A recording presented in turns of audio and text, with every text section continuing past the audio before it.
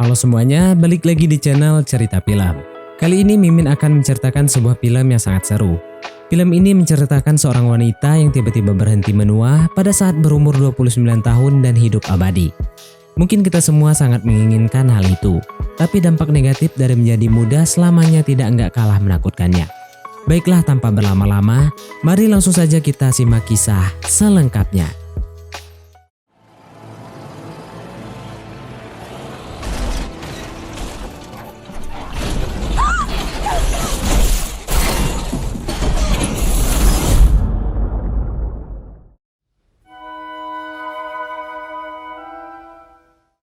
Film ini mengisahkan seorang wanita cantik bernama Adeline Bowman.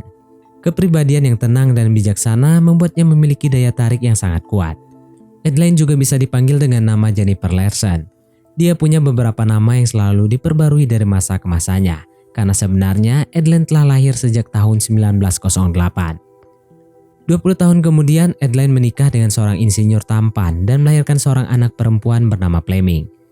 Tetapi hubungan mereka nggak berlangsung lama karena suaminya mengalami kecelakaan saat membangun jembatan Golden Bridge kala itu. Hingga pada suatu malam, tragedi menyeramkan juga menimpa Adeline. Jalanan bersalju membuat mobilnya kehilangan kendali. Hal ini membuat Adeline menabrak sebuah jembatan tua yang membuat mobilnya terlempar ke sungai es.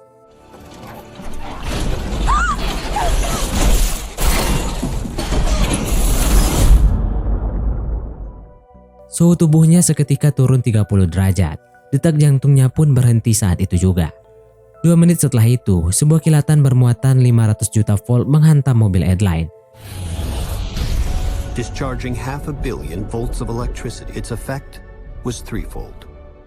Terjangan ini berhasil menghidupkan kembali jantungnya. Panas yang dihantarkan membuat tubuhnya keluar dari keadaan hipoksia.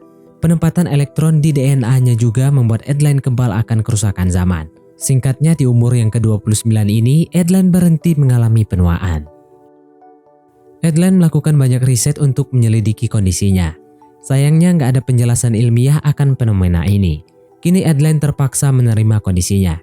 Dalam lingkungan sosial, Adeline selalu mengaitkan penampilan kekalnya dengan pola hidup sehat, makanan, olahraga, dan perawatan. Adeline? My God, you haven't changed a bit. Tujuannya biar orang-orang nggak curiga. Tapi seminggu setelah itu, Adeline mengalami sedikit masalah. Seorang polisi mempermasalahkan identitasnya yang dicurigai nggak sesuai dengan fisiknya. Enggan berurusan dengan polisi, Adeline akhirnya memutuskan untuk melarikan diri. Tapi usahanya ini berhasil tercium oleh FBI. Adeline ditangkap dengan alasan investigasi.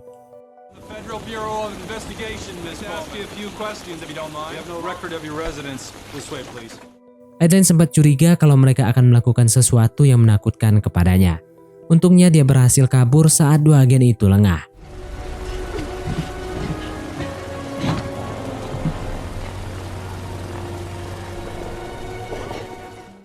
Dan keesokan paginya, Adeline langsung memutuskan untuk terbang jauh ke Eropa. Dia meninggalkan Fleming yang masih SMA di kala itu karena nggak ada cara lain. Semua dilakukan demi keselamatan dan kebebasan putrinya juga. Dan dimulai dari hari itu, Adeline terus berpindah-pindah. Dan untuk menghindari kecurigaan, dia akan mengubah nama, tempat tinggal, dan penampilannya setiap 10 tahun.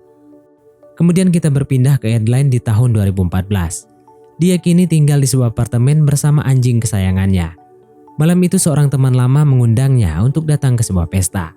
Terlihat penampilannya nggak ada yang berubah sama sekali.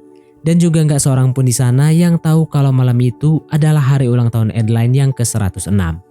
Adeline sempat teralihkan oleh sebuah foto yang terpanjang di dinding. Ternyata itu adalah fotonya bersama teman-temannya dulu puluhan tahun yang lalu, di tempat yang sama tapi dengan penampilan yang berbeda tentunya. Sesampainya di dalam, Adeline masih menjadi pusat perhatian bagi cowok-cowok di sana. Tapi sayangnya rayuan cowok-cowok yang merasa cool itu terdengar begitu membosankan bagi Adeline. Adeline bahkan membuat cowok itu insecure karena kepintarannya. Namun di sela-sela itu, seorang pria berkarisma berhasil mencuri perhatian Adeline. Mereka sempat bertatapan beberapa detik sebelum seorang wanita datang dan memeluk pria itu.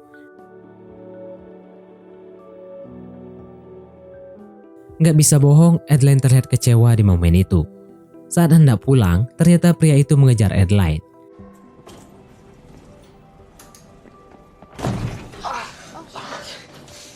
Oh, well.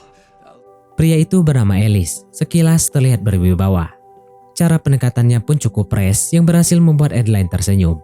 Di momen ini Adeline menggunakan identitas baru dan mengaku namanya sebagai Jenny. Ellis sempat menjelaskan kalau wanita yang tadi bersamanya bukanlah kekasihnya. Tapi kayaknya Adeline gak peduli. Dia ninggalin Ellis gitu aja, tanpa ngasih nomor, alamat, atau apapun yang bisa membuat mereka bertemu lagi. Been an adventure meeting you. Thank you.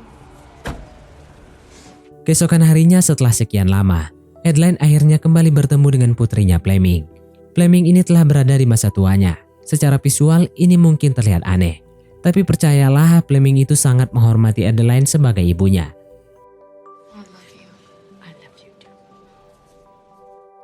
Hari itu di perpustakaan tempat Adeline bekerja, seseorang mendonasikan buku dalam jumlah yang banyak.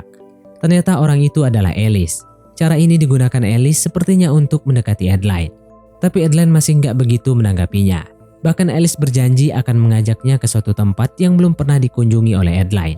Tapi tetap dia nggak tertarik. Hingga akhirnya Adeline memutuskan untuk kembali menarik donasinya apabila Adeline nggak menerima tawarannya. Dengan terpaksa dan demi perpustakaan juga, Adeline akhirnya harus menerima ajakan jalan dari Ellis. Just back up the books then. It's fine. Yeah. Where? Surprise-nya ternyata Ellis berhasil menunjukkan sesuatu yang baru kepada Adeline. Ellis mengajaknya mengunjungi terowongan tambang emas yang jelas Adeline belum pernah ke sana. Uniknya tambang emas ini berada persis di bawah pusat kota San Francisco. Keunikan tempat ini cukup membuat Adeline kagum. Adeline pun akhirnya mulai terbuka untuk berkenalan lebih dengan Ellis. Tapi di akhir pertemuan mereka, Adeline sempat bilang kalau dia sebentar lagi bakalan meninggalkan kota itu. Hebatnya Ellis nggak memperlihatkan sikap posesifnya saat mendengar ini, melainkan dia menawarkan sebuah jokes untuk Adeline. Namun apabila Adeline tertawa, dia harus mau bertemu dengan Ellis satu kali lagi. Yeah! Yes, ladies and gentlemen. Sepertinya Adeline belum pernah mendengar jokes sereceh itu, sehingga membuatnya harus menerima tawaran Ellis. Dan sampailah pada keesokan malamnya, mereka kembali bertemu di rumah Ellis. Am I interrupting? Hey. Vibes-nya malam itu romantis banget. Ellis bahkan menyiapkan semua makanan malam itu dengan tangannya sendiri. Well, it's a delicacy which, to be honest, is not for everyone. So, Would you like a drum roll? voila. Ditemani dengan segelas wine, Ellis bercerita tentang apapun, termasuk ayahnya yang berprofesi sebagai astronom peneliti bintang. Dalam obrolan romantis ini, terlihat bahkan seorang sepintar Ellis terkesan biasa saja saat berhadapan dengan Adeline. Ellis sendiri mengaku pertama kali melihat Adeline, yaitu saat Adeline tengah membaca sebuah buku bertuliskan Friends. Hal ini yang pertama kali membuatnya terkesima. Tapi Adeline berusaha menolak intelijen itu dengan bilang kalau itu hanyalah buku belajar untuk pemula. Singkat cerita, obrolan malam itu berakhir.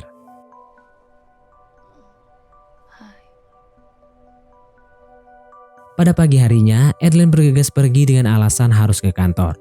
Pada scene ini, Adeline terlihat cool banget. Ellis yang lagi kesulitan deal bisnis dengan kliennya yang menggunakan bahasa Portugis, tiba-tiba dibantu sama Adeline.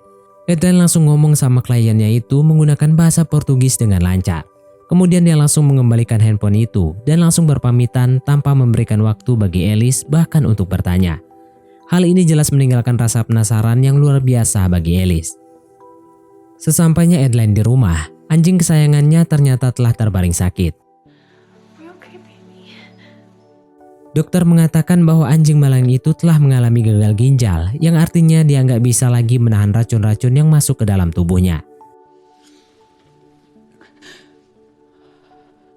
Kepergian anjingnya membuat luka yang mendalam bagi Adeline.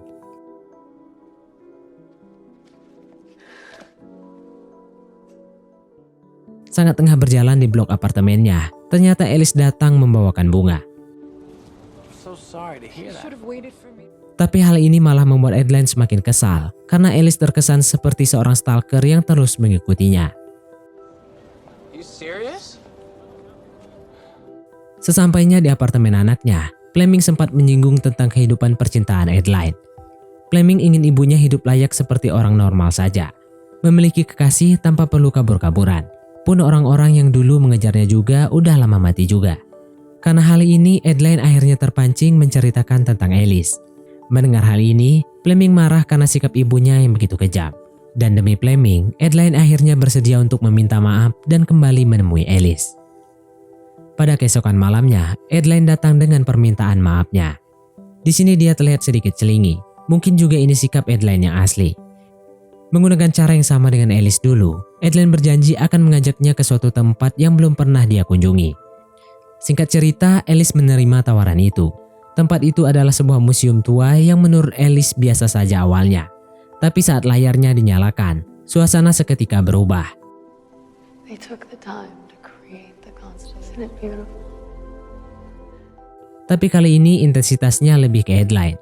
Adeline jauh lebih terbuka dari sebelumnya. Dan kebetulan, minggu ini adalah hari perayaan pernikahan orang tua Alice yang ke-40. Alice pun akhirnya mengajak Adeline untuk ikut bersamanya. You look great. Jenny. Hello. It's so nice to meet you. Sesampainya di rumah Alice, mereka disambut dengan sangat riang. Namun suasana seketika berubah saat sang ayah datang. This is my dad, William. This is Dad. Sang ayah tiba-tiba menyebutkan nama Adeline saat Alice tengah memperkenalkan Jenny ke keluarganya. Terjadi tatapan yang cukup intim selama beberapa detik. Tetapi Adeline berusaha mencairkan suasana dengan mengaku bahwa nama Adeline itu adalah nama dari ibunya. Kejadian ini seakan membuat William kehilangan pikirannya. Dia benar-benar terlihat nggak bisa menerima pengakuan itu. Semua ingatannya masih terekam jelas. Mereka bertemu pertama kalinya di London saat Adeline kesulitan menyalakan mobilnya. Dengan bantuan William yang adalah seorang engineer, mobil itu berhasil dinyalakan. Mereka pun berkenalan pada hari itu. Still haven't told me your name. Adeline Bowman. Pagi harinya mereka kembali berkumpul. Alice menceritakan bagaimana awal dia bertemu Adeline. Melihat sang ayah yang sangat ambisius, istrinya pun bertanya bagaimana William bertemu Adeline dulu. Ya sama seperti anaknya. Menurut William, Adeline adalah wanita yang unik dan pintar. Dia menguasai 4 bahasa dan yang terpenting Adeline adalah sosok yang bijak. Setiap kalimatnya seakan penuh pengalaman. Namun cara William bercerita ini ternyata menyakiti istrinya. Sang ibu mengaku cemburu akan cerita itu. Untungnya William mampu menghandle situasi ini dengan baik.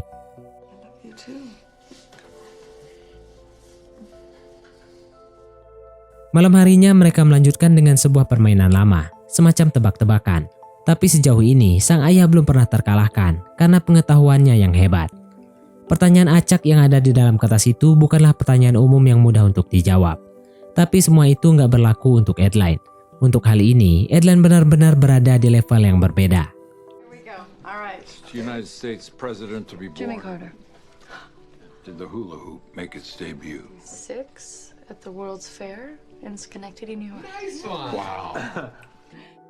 Keesokan malamnya, Adeline meninggalkan Alice yang tengah sibuk bekerja.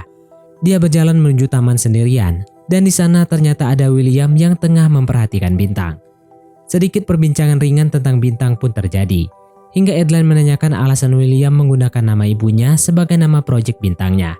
Ternyata proyek bintang itu sesuai dengan kisahnya dengan Adeline dulu, yaitu kisah yang hampir berhasil. Di saat itu sebenarnya William udah mau ngelamar Adeline. Dia bahkan udah ngebawain cincin untuk itu, tapi Adeline meninggalkannya begitu saja.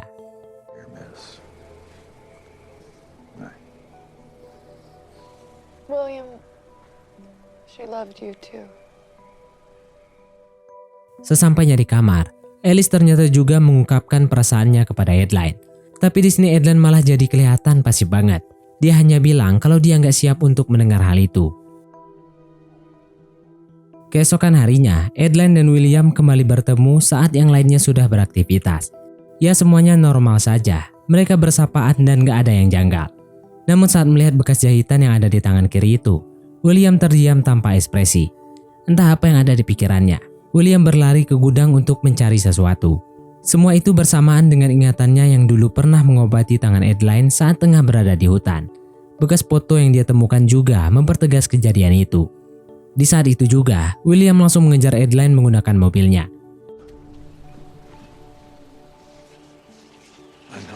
Dengan tegas William meminta Adeline untuk mengatakan yang sebenarnya. William mengatakan bahwa bekas jahitan itu nggak bisa dibohongin, karena William lah yang menjahitnya dengan tangannya sendiri. Adelaine yang tadinya bersikap nggak tahu apa-apa, tiba-tiba menangis dan meminta maaf kepada William. Adelaine mengaku takut menceritakan semua ini. Dia takut dijadikan percobaan oleh sains, dia juga takut dianggap nggak normal oleh orang-orang, dan dia takut dengan semua kemungkinan yang akan terjadi pada dirinya. Memahami alasan itu, kini William hanya memohon kepada Adelaine untuk berhenti berlari demi Alice dan dirinya sendiri. Namun Adelaine malah langsung berlari dan meninggalkan tempat itu. I don't know how. Adeline!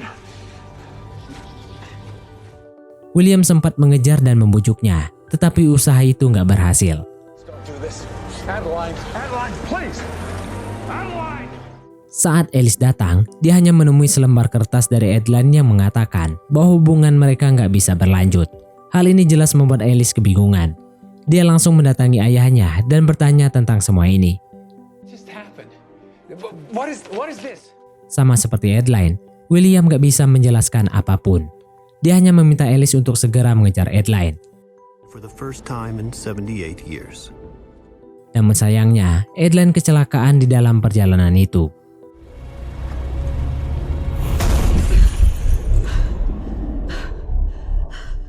Mobilnya dihantam oleh sebuah truk yang membuatnya terpental keluar jalan. Momen ini bertepatan dengan turunnya salju pada malam itu.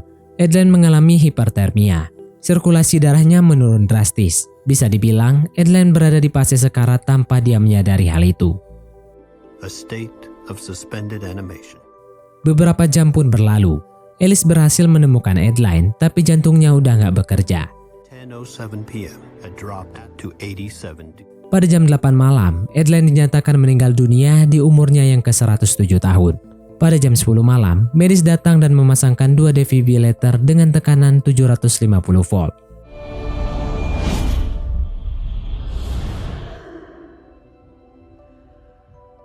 Sebuah keajaiban pun terjadi. Tegangan listrik itu berhasil menghidupkan kembali detak jantung Adelaine.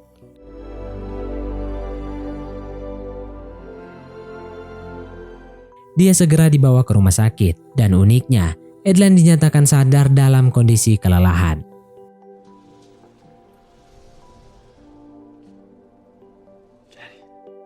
Alice berpikir bahwa pelarian Adelaine karena perkataannya malam itu, tapi Adelaine membantah hal itu. Dia kini telah mengungkapkan perasaannya yang sama kepada Alice. Tapi satu hal yang Alice belum pernah tahu, Adelaine akhirnya menceritakan semuanya. I love you too. There's something else.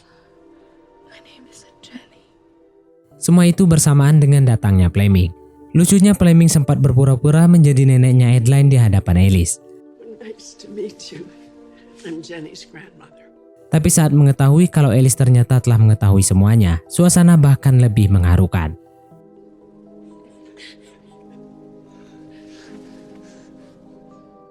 Kini 1 tahun pun berlalu.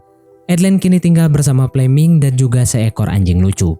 Sesaat sebelum Adelaine dan Alice menuju pesta malam itu, Adelaine sempat kembali ke kamar untuk mengambil tasnya yang ketinggalan. Tapi saat melewati dinding kaca, ada satu hal yang mengalihkannya. Ya, sesuatu yang belum pernah dia lihat selama ini, yaitu salah satu dari rambutnya pun memutih. Yang artinya dia kini telah kembali menjadi manusia normal. Nggak kebayang betapa bahagianya Adelaine di malam itu. Di akhir film kita diperlihatkan sebuah komet penelitian William ternyata benar-benar terjadi. Semua berjalan sama indahnya sesuai perkiraan, meskipun waktunya harus terlambat 50 tahun, dan film pun tamat. Mungkin sampai di sini saja teman-teman untuk alur cerita film kita kali ini. Terima kasih buat teman-teman yang telah mengikuti alur cerita film ini sampai selesai. Sekian dari saya, sampai jumpa di konten berikutnya.